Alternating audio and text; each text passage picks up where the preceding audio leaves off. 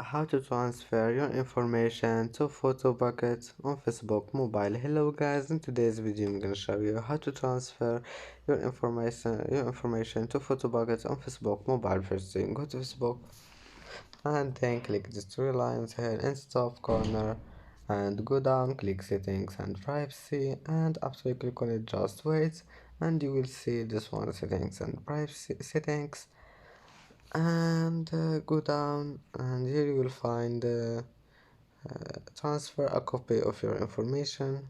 Click on it and then just click next and go down, select Photobucket, and here just manage anything you want and then click next.